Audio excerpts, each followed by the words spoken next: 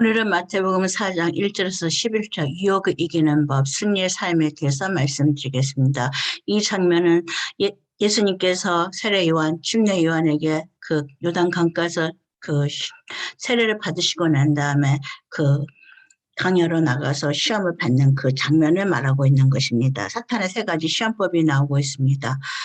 이 돌들로 떡을 대라고 말합니다. 지치고 힘들고 40일 금식의 끝에 있었습니다. 매우 시장하신 상태입니다. 그 상태에서 40일 금식이 끝나고 외롭고 지치고 육신적으로 연약했을 적에 사탄이 찾아옵니다. 우리가 지치고 힘들고 육체적으로나 심리적으로 영적으로 가장 힘들 적에 사탄이 잘 찾아옵니다. 그리고 우리 그 고갈되어 있는 힘의 상태일 적에 사탄의 유혹이 시작되는 경우가 많습니다. 이것을 영어로는 vulnerable하다고 말합니다. 많은 사람들이 vulnerable 할 적에 유혹에 지게 되고 시험을 이기지 못하는 경우가 많습니다. 그때 사탄이 찾아와서 돌을 떡으로 만들려고 합니다.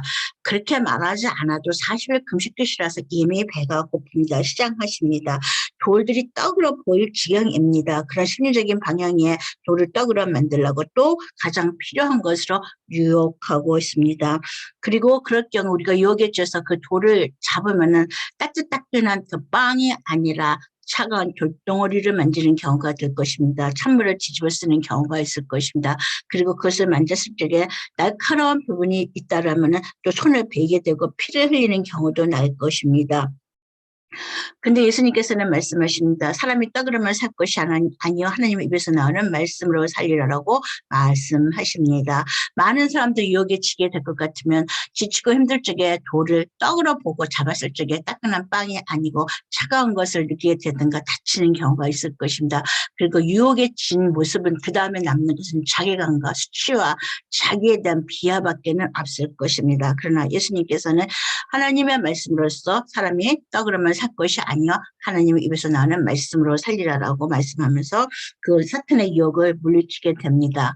이 얘기를 사람들이 해석할 적에는 그러면 사람은 떡으로만 살지 않고 그러면 하나님의 말씀으로만 살 수 있느냐? 당연히 살 수 없습니다. 우선 순위가 하나님의 말씀이란 얘기고 그 다음에 떡이라는 것입니다. 만일 사람이 떡으로만 살고 하나님의 말씀이 없다면 많은 사람들이 이렇게 말합니다. 참 인생 재미없어.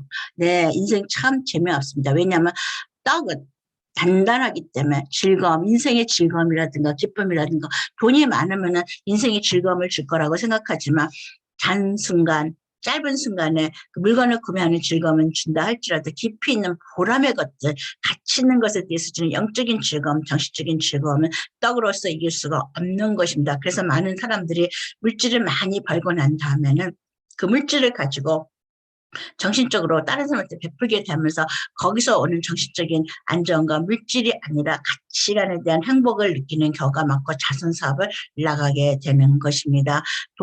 그 떡으로만 살 수 없는 인생, 하나님의 말씀이 먼저 있어야 되고 그 다음에 떡이 있어서 두 가지를 밸런스를 맞춰야 되는 것입니다. 영적인 육식과 육의 약식이 함께 있어야 된다라는 거겠죠. 그 다음에 성전 꼭대기에서 뛰어내리라. 하나님이 너를 보호하나 안 하나 하나님을 시험하라고 말합니다.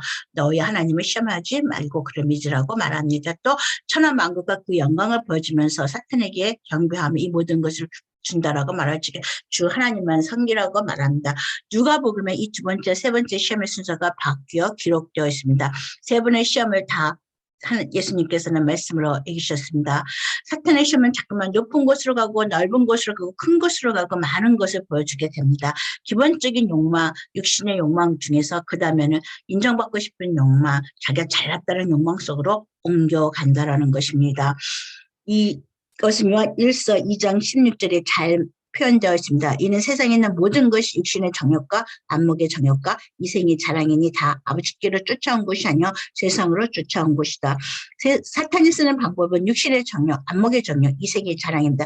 육신의 정욕은 본능적인 것입니다. 먹어야 되고 자야 됩니다. 그리고 이생의 자랑, 안목의 정욕, 이생의 자랑, 안목의 정욕은 좀 더 나아지는 삶들을 말할 겁니다. 보여주는 것들, 물건들, 사치품. 그리고 이생의 자랑은 사람들한테 인정받고 싶은 욕망, 그 소속감, 그런 것들을 말합니다. 이것은 머시멜로우의 욕망의 피라미드에 가장 잘 표현되어 있습니다. 가장 밑바닥에 인간 본능의 욕망, 육신의 욕망이 있고 그 위에 사람들로부터 조금은 잘났다는 표현을 받고 싶으니까 그래서 안목의 정령 보여주는 것들로 주장하고 맨 마지막에 이생의 자랑 self actualization 자기 실현이라고 말합니다. 그렇게 되어 있는 욕망의 피라미드를 사탄은 쓰고 있는 것입니다. 예수님은 이 모든 것을 말씀으로 물리칩니다. 기록되었을 때라고 3번 말씀을 사용하십니다. 말씀을 늘 기억하셨고 묵상했다라는 것입니다. 그럼 이 유명한 시험법은 창세기 3장 6절에도 그대로 나오고 있습니다. 사탄이 여자에게 와서 뱀으로 가정해서 그 중앙에 있는 그 선악과를 보면서 볼 적에 그 여자가 그 나무를 본즉 먹음직도 하고 육체의 정욕입니다. 보암직도 하고 안목의 정욕이 예뻤습니다. 지롭게 할 만큼 탐스럽기도 한 나무인지라 지혜를 통한 이생의 자랑을 썼습니다. 육체의 정욕을 쓰고 안목의 정욕을 쓰고 이생의 자랑을 다 썼습니다. 그래서 여자가 그 시간을 따먹고 자기 한 남편에게도 주었다라고 기록되어 있습니다. 아주 유명한 시험법입니다. 많은 사람들의 육체의 정욕, 본능적인 것들 먹고 마시고 있고 그 다음에는 안목의 정욕, 사치품이라든가 좋은 것들로서 집이라든가 이런 것들로서 안목의 정욕을 쓰고 그 다음에 이생의 자랑입니다. 좋은 학벌과 그 다음에 많은 것들 있죠. 이생의 자랑에서 먹거나 그런 것들을 쓰게 될 것입니다. 사탄의 전략이 항상 3가지 범죄에서 일어나고 있다는 것을 우리는 창세기에서 또 마태복음에서 볼 수 있는 것입니다. 그럼 이 3가지 시험법은 굉장히 다른 결과를 갖고 옵니다. 아담과 이브가 시험 당했던 상황과 예수님이 당했던 상황은 아주 틀립니다. 아담과 이브는 풍요 속에서 에덴 동산에서 모든 것이 갖춰진 상태에서 시험을 받았습니다. 예수님은 강해에서 40일 굶주리고 가장 힘든 순간에 마지막 순간에 시험 받았습니다. 두 사람은 풍요 속에서 사탄의 유혹은 풍요 속에서도 오고 힘들 때도 온다라는 것이겠죠. 두 사람이 받았습니다. 말씀을 기억하는 것이 없어서 죽는다를 줄까 하노라고 바뀌게 됩니다. 그것은 어떻게 아느냐. 창세기에 볼 것 같은 2장 17절에 아담에게 하나님께서 말합니다. 동산 가운데 있는 모든 것을 먹되는 선악과는 먹지 말라고 말합니다. 그리고 그 다음 2장 18절에 배필이 없으므로 돕는 자로서 아담의 배필로서 이브를 만드셨습니다. 그러니까는 아담에게 혼자 있을 적에 독초했을 적에 말했고 그 아담은 그 얘기를 이브에게 나중에 얘기했습니다. 그래서 먼저 사탄이 왔을 적에 아담한테 오지 않고 이브에게 왔습니다. 왜냐하면 아담은 직접 들었고 이브는 간접적으로 들었기 때문입니다. 그래서 죽는다가 아니라 죽을까 하노라라고 바뀌었던 것입니다. 예수님은 혼자서 시험 받았습니다. 둘이 아닙니다. 우리는 둘이 있으면 백지장도 맞으면 낫다 그러는데 이 경우에는 별로 도움이 안 됐습니다. 혼자서 시험 받았고 3번 다 신명기의 말씀을 인용했었습니다. 말씀을 기억하고 암송하고 가슴속에 품었기 때문인 것입니다.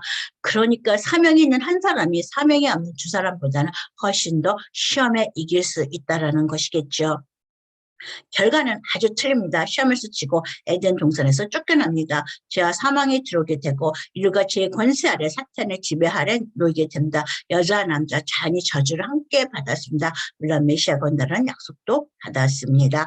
시험에 이기게 되니까 사탄이 물러갔었고 천사가 와서 시중 들었습니다. 성령이 충만해서 구속의 사역을 시작하게 되었고 영생과 벌의 약속이 주어지게 되었습니다. 예수님과 사탄에게 똑같은 시험을 했습니다.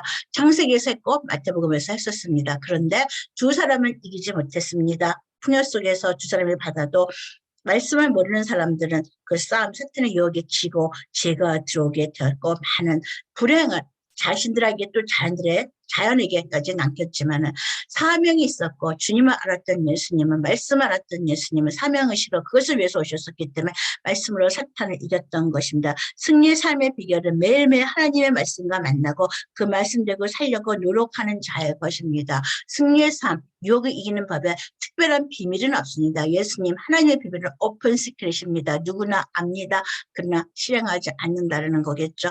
창세기에 있었던 그 비밀과 또 마태복음에 있었던 그 비밀은 열려진 비밀입니다. 말씀을 읽다 보면 누구나 알게 됩니다. 하나님 말씀을 매일매일 직접적으로 들어야 됩니다. 이브처럼 간접적으로 듣게 될 것 같으면 그것을 먹게 되고 또 옆에 있는 사람도 유혹하게 되고 그래서 친구 따라 강남 가듯이 죄도 함께 짓게 되는 것입니다. 그러나 매일매일 하나님의 말씀을 읽고 묵상한다면 그 말씀이 육신이 되어 우리 안에 거하기 때문에 말씀을 거스를 수가 없고 말씀대로 순종하고 살려고 성령께서 우리를 도와주시게 되는 것입니다. 유혹을 이기는 승리의 법은 오직 말씀을 얼마만큼 우리가 먹고 실생활 속에 적응하느냐에 달려 있는 것입니다. 감사합니다.